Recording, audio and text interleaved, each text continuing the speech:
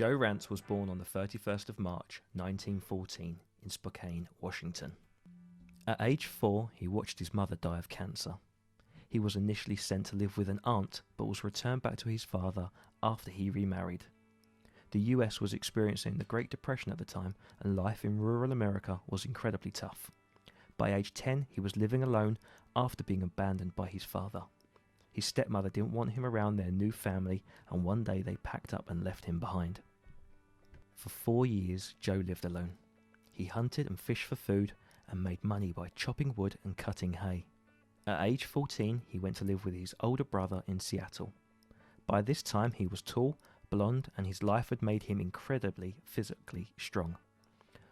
While there, he was spotted by a University of Washington recruiter who saw his potential as a rower. He joined the sophomore boat and at the end of their first season won the varsity in front of 75,000 spectators. The top boat at the university, consisting of the upperclassmen, were unhappy. Led by a 5'7" coxswain called Bobby Mock, they complained to the coach who, over a series of months, fueled conflict between the two crews. At one point the coach promoted the sophomores as the top boat, but the conflict took its toll and the boys' performance suffered. They lost the national championships in 1934 to California, who were then considered favourites to go to the 1936 Olympics. Ultimately, though, the coach reversed his decision and demoted the team. Joe was struggling at the time and considered himself a throwaway person. Sometimes he was great and the boat would be untouchable, but other times it would be poor. He generally did his own thing. A boat builder from Great Britain called George Pocock noticed Joe's talent and began to mentor him. He built up Joe's self-esteem and explained that he needed to learn to trust his teammates in order to be great, but this wasn't easy for Joe. By 1935, the coach had decided to break up the crews and assembled new teams. After some excellent performances and a series of wins in the Olympic trials, Joe and his crewmates were chosen to represent the USA at the 1936 Olympics in Germany. This has since been dubbed the Hitler Games. Adolf Hitler planned to use the games as propaganda to present a front of a peaceful Germany. He also wanted to demonstrate the superiority of the Aryan race. On the day of the race, the two fastest teams in qualifying were given the worst lanes.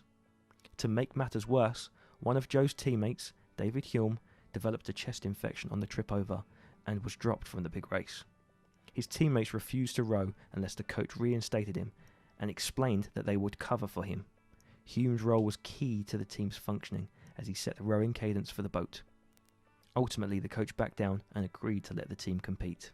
Teamwork is a dynamic process involving a collaborative effort by team members to effectively carry out the independent and interdependent behaviours that are required to maximise a team's likelihood of achieving its purposes.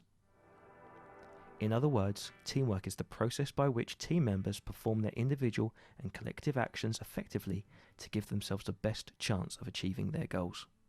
In basketball, for instance, offensive plays are drawn up in which each player is given a detailed assignment for the play. One player may need to set up a particular spot on the court to shift the defence, while another simultaneously sets a screen for a teammate, who then needs to cut across the court at a particular angle and so forth. In order for the team to be successful in scoring a basket, players' interdependent actions must be executed in concert with each other. For Joe and the Miracle 9, coordination is demonstrated by a term in rowing called swing. Swing only happens when all 8 oarsmen are rowing in such perfect unison that no single action by any one is out of sync with those of all the others. This implies that merely compiling a group of highly skilled athletes will not necessarily result in a successful team. That is, individuals' task contributions are only beneficial to the team when they are in sync with their teammates' actions, especially in sports that are highly interdependent. In crew rowing, the main job of the coxswain is to verbally pass important information along to the rowers, such as various stroke commands and the team's position relative to their opponents. For the University of Washington team, this was eventually Bobby Mock. The team's success was just as dependent on the effective communication between Bobby and the rowers as it was on their physical abilities. The rowers had to be able to trust Bobby, understand his instructions, and react accordingly. In order to develop positive communication skills, I believe there are at least 5 components.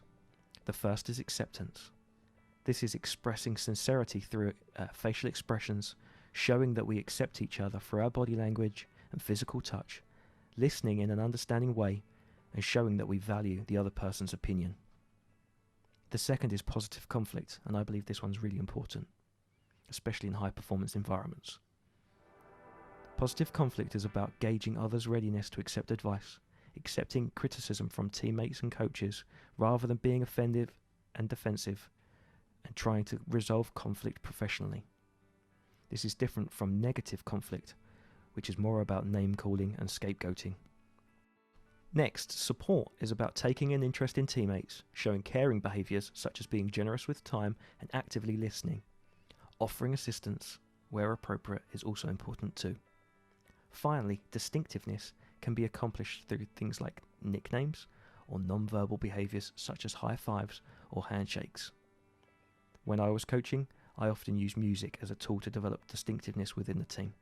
We would find a song that was popular amongst the team towards the start of the season and play it in the dressing room and on coach journeys, and over time this would become our song. The final component is cooperation. In order to be successful in team-based environments, individuals are required to surrender their self-interest for the greater good, so that the whole adds up to more than the sum of its parts. When it comes to cooperation, trust is key.